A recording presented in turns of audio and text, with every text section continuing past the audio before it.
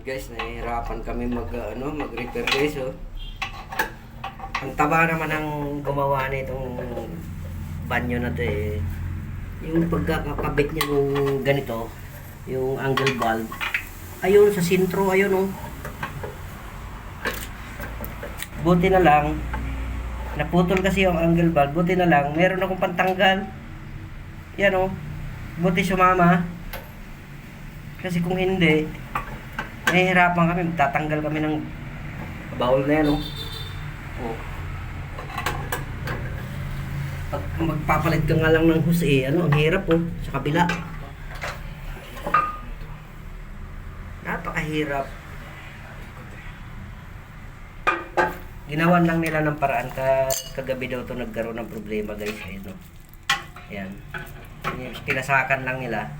Tapos yung naputol oh, natanggal ko na guys oh. Akala ko hindi sumama oh. Ayan, tip ko lang sa inyo guys.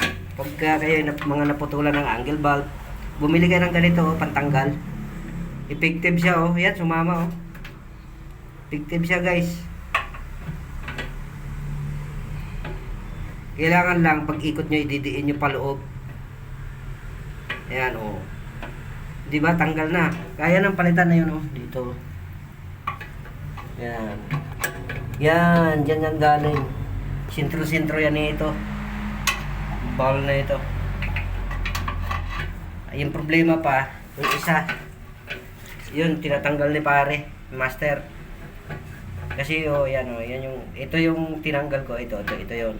Dito galing yun, dito sa gitna.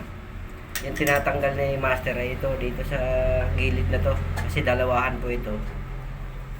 Hirap na si master oh. Ako mahirap din kanina dito sa ano.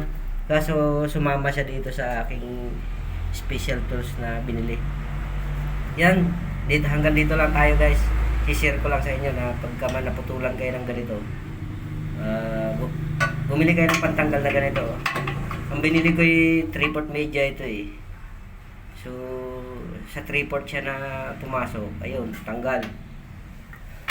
So yan lang guys. Share ko lang sa inyo. Yan. Bumili lang kayo ng ganyan, no? Meron yang pansuot sa butas ito. Yung kulay itim na ito. Yan. So, hindi na sayang yung pagbili ko nito. Ay, nagagamit siya.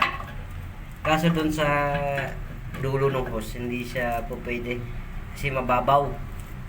Buti ito malalim. Okay, hanggang dito na lang guys. Salamat sa panonood.